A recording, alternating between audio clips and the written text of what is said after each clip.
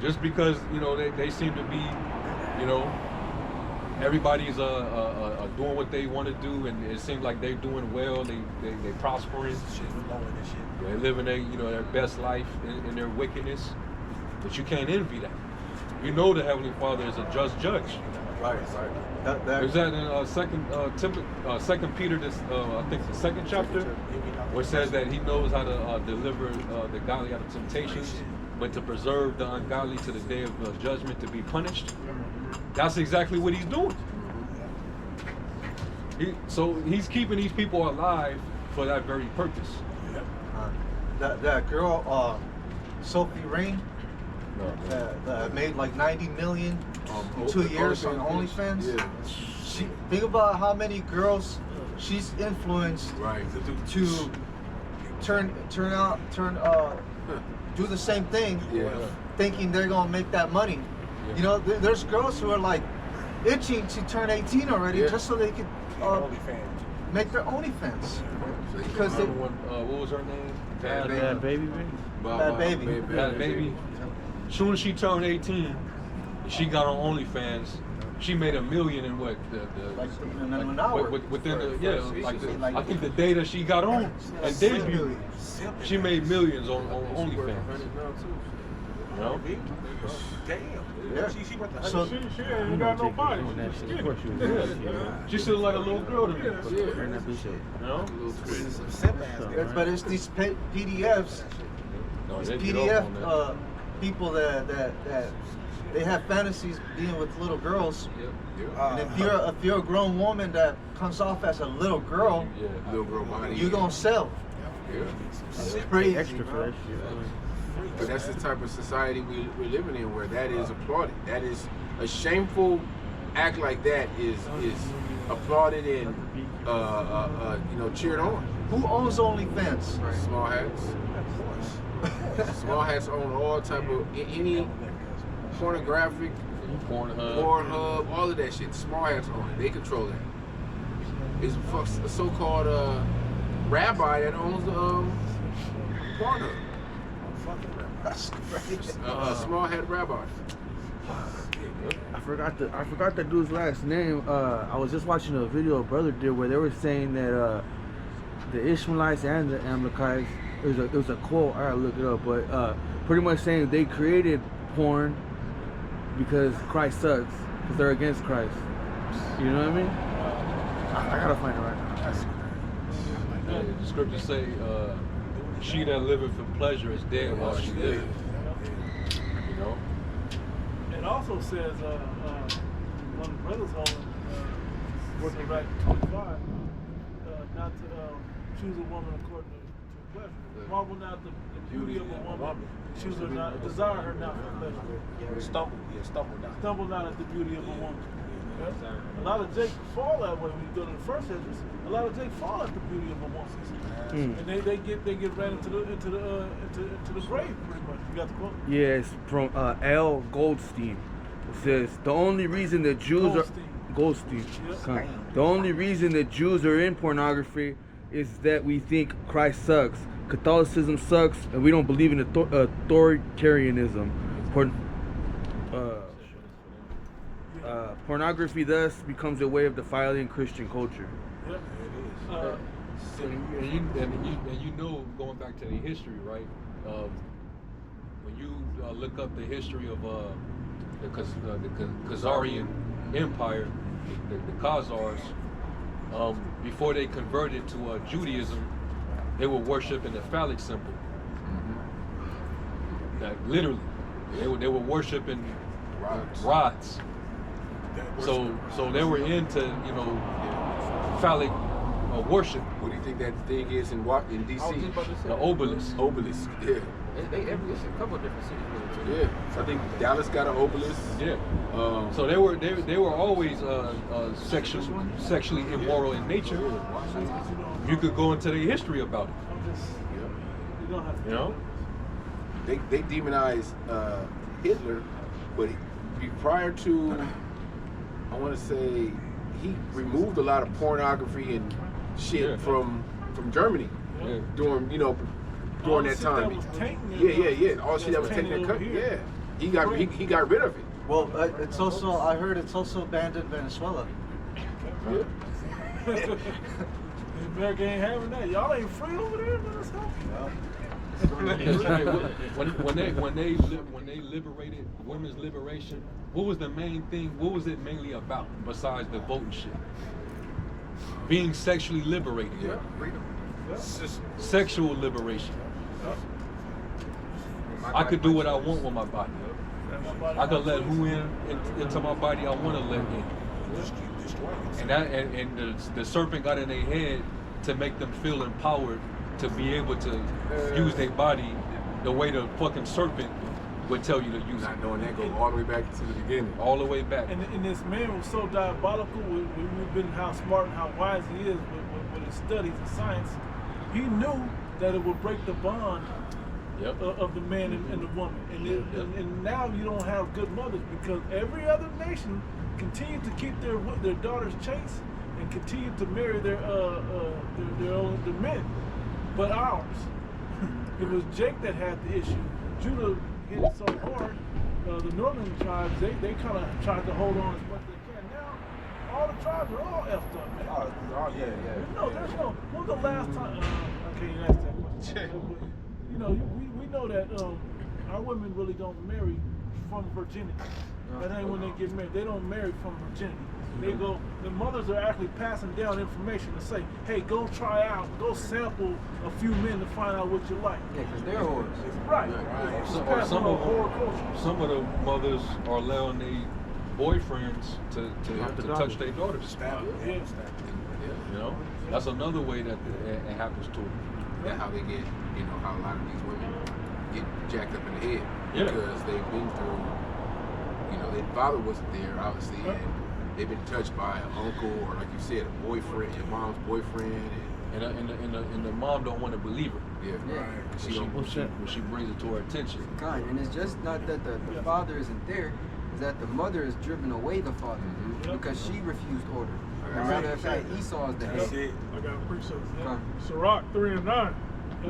For the blessing of the father established the house of children, but the curse of the mother rooteth out foundations. That's the biggest thing that a father can really do is establish order, and it's something that really passed down. It's not about the money or riches. It's about the moral code and standard of the family name that he's passing on through his children. That's what he's truly. This word is what we're supposed to be passing on. The wisdom of these scriptures is what we're supposed to be passing on to our children forever and even forever and ever, right? To our sons and our sons' sons, throughout all generations. I want to back him up. Proverbs 14:1. Every wise woman buildeth her house, but the foolish plucketh it down with her hands. What was that, bro? You read? Proverbs 14:1. Yeah, she plucked it down with the government. Government assistance, benefits. I remember that movie with James Earl Jones. It came out in the 70s. With him and his wife. What was it called? Claudine. He went to go get the food stamps assistance. They wouldn't let him get it, right? Yeah, she had to kick him out in order for her to keep getting the benefits. It's a spirit. What's her name? Gladys Knight. Gladys Knight and the Pips. She has a song called Mr. Welfare. But basically the song is talking about how Esau infiltrated the family of Jake and how she basically had to fight the system just so she could keep her family structure in order.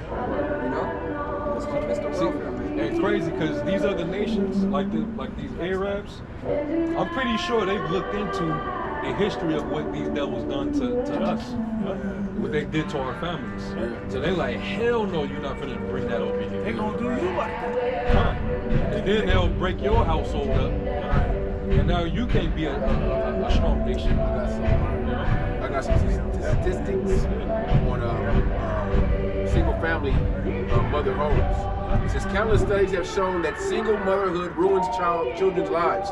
Single mothers cause disproportionately high crime rates, mental health issues, drug abuse, and educational problems. Single fathers do not have such a negative impact. It's the mother that becomes destructive when not supervised by men. It says 43% of prison inmates grow up in single-parent households, 39% with their mother. It says 60% of rapists and 72% of adolescent murderers grew up without their fathers. 80% of preschool children admitted to psychiatric patients came from fatherless homes. Balance. Yeah, right. It's not just balance. Abusive violence against children appears to be in their right mind. Abusive violence against children appears to be a function of poverty in mother-only homes. Hey, notice a lot of child abuse and molestation. It goes on a lot in the foster homes. There's no fathers in the foster homes. It's always the foster mother. When have you heard of a foster father? Yeah, right. Anybody heard of that? Hell no. Everybody know about a foster mom or foster mother. Right. So she's raising a bunch of strangers, young juveniles. She can't run that household. When there is a foster father, they're usually the ones touching on the kids. If there is a man in there, he touching on them. Yeah. He having his way with him, man. It says 63% of youth suicides are from fatherless homes. 90% of adolescents, repeat arsonists, live with only their mother. 85% of all children. We have to break, we have to break this cycle with our people.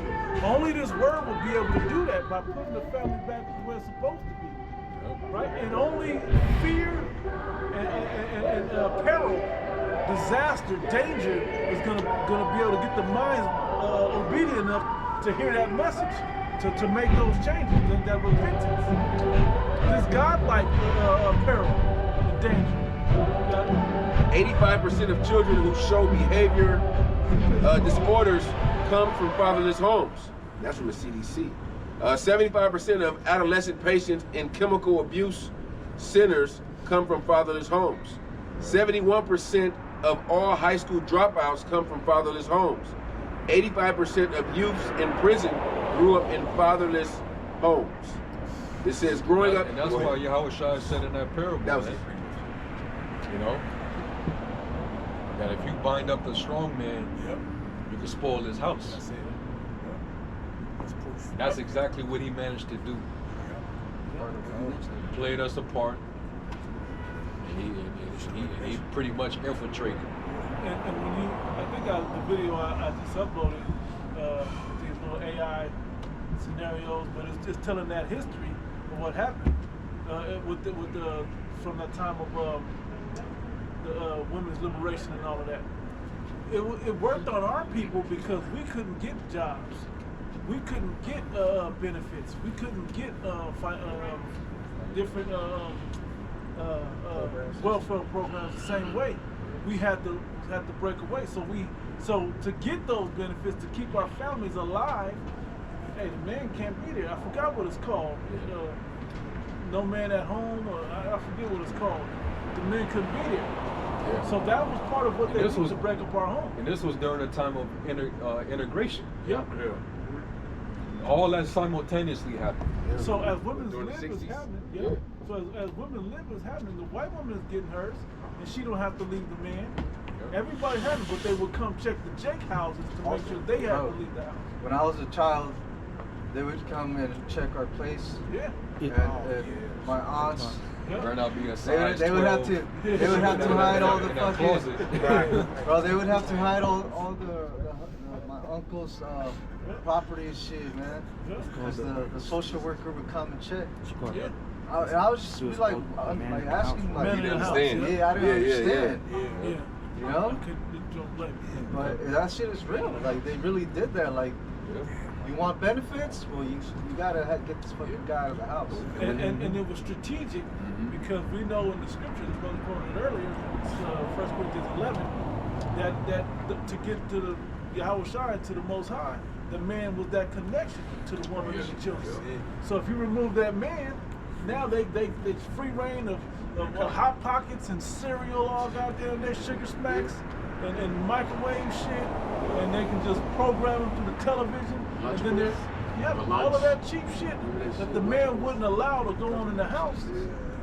You gonna have me a home cooked meal every night, and these kids gonna eat and they gonna do all of this. All that went out the window. And they let TV program your kids.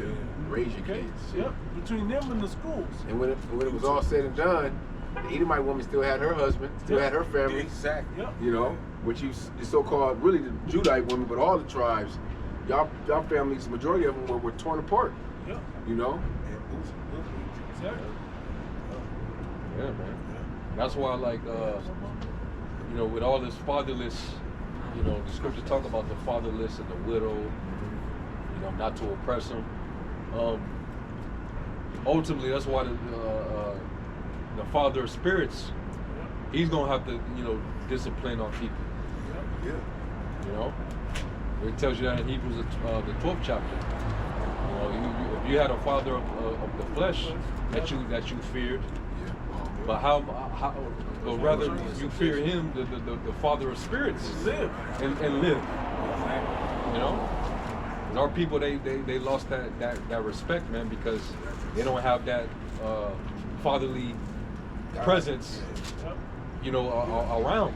They need that fatherly guide. They need the fatherly correction. Yeah. That's why a lot of these young niggas is just wild, emotional. They don't respect their elders. Don't expect no authority. No authority, none of that. That's what you're seeing that with the behavior in some of these Israelite camps. You can tell a lot of these dudes, they didn't have fathers, man. Al-Azhar, he clearly didn't have a father. And there's something void and empty that they're trying to fill. And they don't know how to channel their emotions. And a lot of times they just lash out and emotional.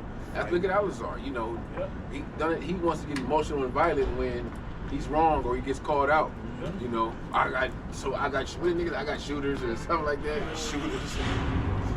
You're really not taught the consequences of the world between, you know, the structure of men without that guidance of that father there.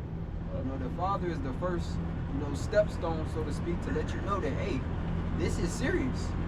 The way you're acting will get you killed or put in jail, man. You have to be able to hunker down those emotions and separate them so that you can deal wisely within this world, man. You can't have all that emotional estrogen energy with the natural testosterone that's in you. That's a Molotov cocktail. You can't. That's a deadly chemical. That's why you see the dynamic. The father, you know, tends to be harder on his sons than the daughter. You know, even though he's still hard on the daughter, you know, there's a difference. You know, there's a difference of severity. You know, he'll give more leeway into the daughter in terms of he'll laugh at her father a little bit more. You know, versus the son, it's like, hey, as soon as you turn a certain age, hey, I can't do nothing for you. Life ain't gonna be easy to you. Exactly. And the only one that can understand that dynamic is a father. Exactly. You know, and it's through experience. Right, yeah. It's like, man, I know what you're going to go through. I've been through it. I'm trying to prepare you for this world. You know, I'm trying to give you life lessons, to give you discipline. Right, at least your family. Right. No one else. I got a freak. That's that Hebrews 12. We're going to end on that.